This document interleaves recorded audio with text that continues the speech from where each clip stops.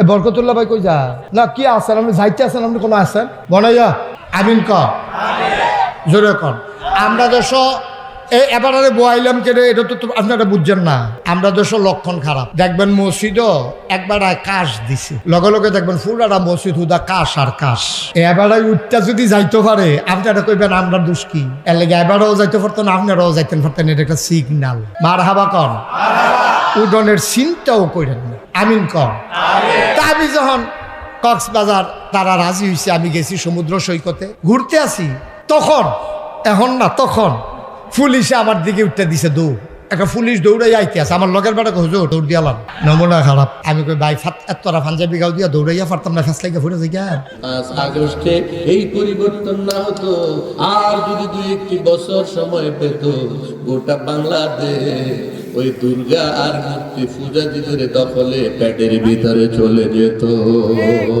ঠিক না বেটে আল্লাহ রাব্বুল আলামিন এই বাংলাদেশের দিকে 24 জুলাইতে ফিরে তাকিয়েছে এবার আমরা আল্লাহর এই শুকরিয়া যদি আদায় করতে হয় আমাদের কাজ হবে এটা এই 4টা কাজ যারা করবে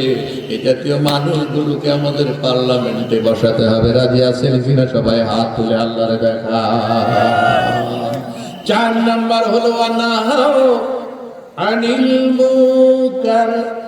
মুনকার শব্দের অর্থ হচ্ছে গর্হিত কাজ বর্জিত কাজ নিন্দনীয় কাজ খারাপ বলতে যত কর্ম বোঝায় অশ্লীলতা বেহায়াপনা বেলেল্লাপনা চরিত্র বিধ্বংসী কর্মকাণ্ড গান বাজনা কনসার্ট থেকে শুরু করে উলঙ্গ চালচলনগুলো আল্লাহ রাব্বুল আলামিন বলেছে একদিকে ভালো কাজ চালু করো আর একদিকে মন্দ কাজের রাস্তাগুলোর সামনে তোমরা দেয়াল বানাইয়া দিবা সুদের সামনে দেয়াল থাকবে ঘুষের সামনে দেয়াল থাকবে জুলুম ব্যভিচারের সামনে দেয়াল থাকবে সবলেরা দুর্বলের উপর অত্যাচার করতে পারবে না জবরদখল করতে পারবে না দুর্বল সব সময় আল্লাহর পক্ষ থেকে ছায়া পাবে যদি কোর্টে যায় কোর্টেও বিচার যদি দুর্বলের পক্ষে থাকবে আদালতে গেলে থাকবে থানায় গেলে থাকবে থানার ওসিরা ঘুষ খাইয়া জালেমের পক্ষে না গিয়ে মজলুমের পক্ষে থাকবে এই ধরনের সকল ন্যায় কর্মকাণ্ডগুলো সমাজে চালু হবে গর্হিত কাজগুলো বন্ধ হয়ে যাবে ইউনিয়ন পরিষদের চেয়ারম্যান দিয়েছে জাতির সেবার জন্য চেয়ারম্যান সাহেবের নিজের ফ্যাটটাই ভরে না জাতির কিভাবে ব্যাট ভরাবে মেম্বার সাহেবের ব্যাট ভরে না ওয়ার্ডের লোকদেরকে কিভাবে ভরাবে স্বয়ং উপজেলা চেয়ারম্যানের ফ্যাট নিজেরই ভরে না উপজেলার গরিব দুঃখী অসহায় মানুষগুলোর ফ্যাট কিভাবে ভরাবে এমপি সাহেবের ফ্যাট বাড়তে বাড়তে ডাব্বার মতো হয়েছে তারপরেও তার ভিতরে ফ্যাটের ভিতরে সারা দুনিয়ার সমস্ত সম্পদ দিলেও তার ফ্যাট ভরে না তার ছেলে বাংলাদেশে পড়ে না মেয়ে বাংলাদেশে পড়ে না সবাইকে ইউরোপ আমেরিকায় পাঠিয়ে দেয় আর বাংলাদেশের গরিব মানুষগুলোকে শোষণ করতে করতে বাংলাদেশ থেকে নিয়ে বিদেশের বাড়িতে টাকার পাহাড় বানায় আল্লাহ পাক বলে আমার নেক লোকেরা যখন পৃথিবীতে আসবে ইন্নাল্লাহ আরদা ইয়ারিসুহা ইবাদিয়াস সালিহুন আমি কথা দিলাম তোমরা যদি সেই যোগ্যতা অর্জন করতে পারো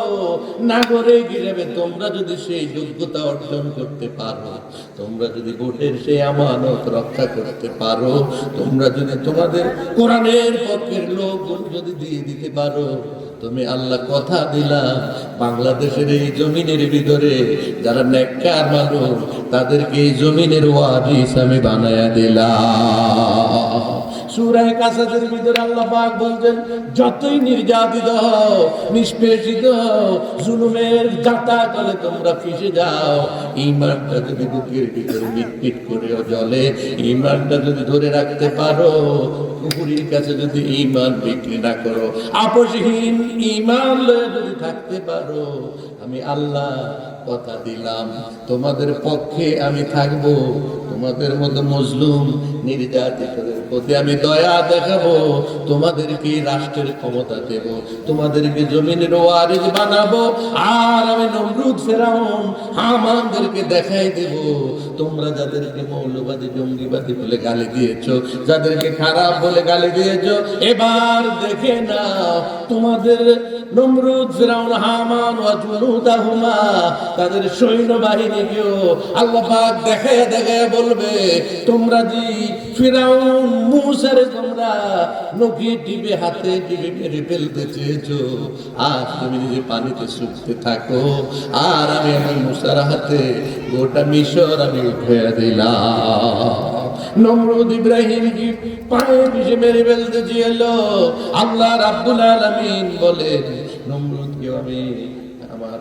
ইব্রাহিমের কর্তৃত্ব নেতৃত্ব দিয়া ল্যাংড়া মশা দিয়া ফিডাইয়া নমরুদকে ফিডাইয়া পৃথিবী থেকে বিদায় করলাম, আর আমার ইব্রাহিমের জাতির পিতা বানায়া গোটা দুনিয়ায় আমি মুশরিক আর পত্তলিক বিরুদ্ধে সঠিক দিন কায়েম করে দিলাম। সূরা কাসাসের ভিতরে আল্লাহ পাক বলেন, ওয়া নুরিদু আন নামুন্না আলাল আরদি আল্লাযীনা ইসতুদঈফু ফিল আরদ ওয়া নুরিদু আন নামুন্না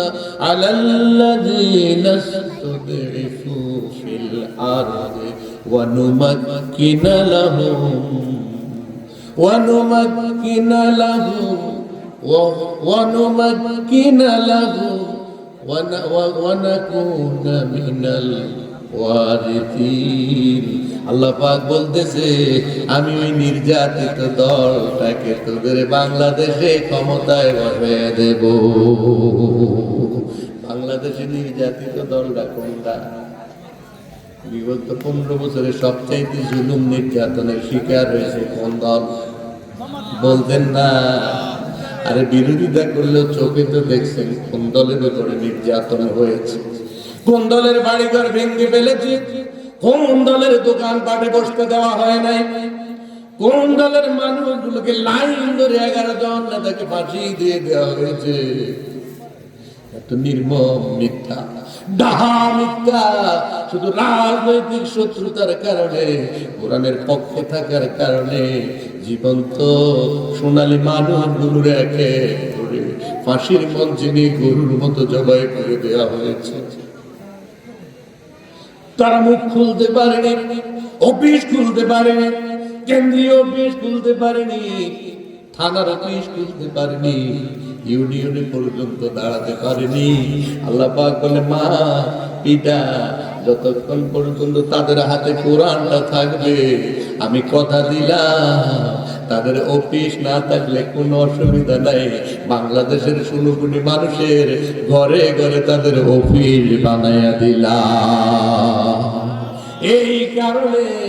5 আগস্টের আগে যখন বলেছে এই দলটাকে নিষিদ্ধ ঘোষণা করলাম, আমার আল্লাহ বলে হবে না, তোদের নিষিদ্ধ দিয়ে কাজ হবে না।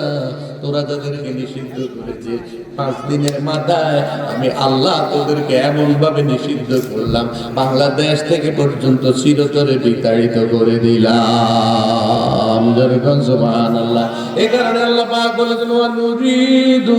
আন নামুন্না আলাল্লাযীনা ইসতুদঈফু ফিল আরদ। এই আয়াতের নমুনা বাংলাদেশে আছে না নাই? কথা বলেন, আছে না নাই? তাহলে কি বোঝা যায় আগামী দিনে দেশে কোরআন কায়েম হবে কি হবে না? কথা বলেন, বোঝা যায় কিনা? দায়িত্বটা আপনারা নিতে পারবেন কিনা? যদি ডাক আছে কোরআনের জন্য, যদি ডাক আছে নাঙ্গলকোটের ময়দান ছেড়ে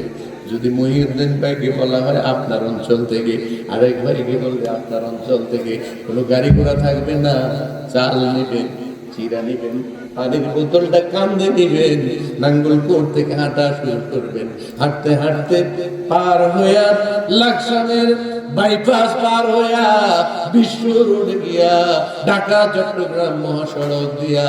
বাংলাদেশের চতুর্দিক দিয়ে হাঁটতে শুরু করবেন। কেন্দ্র থেকে ডাক আসবে, সারা বাংলার কোরআনের পাগলগুলো বাইতুল মুকাররমে এসে জমা হও।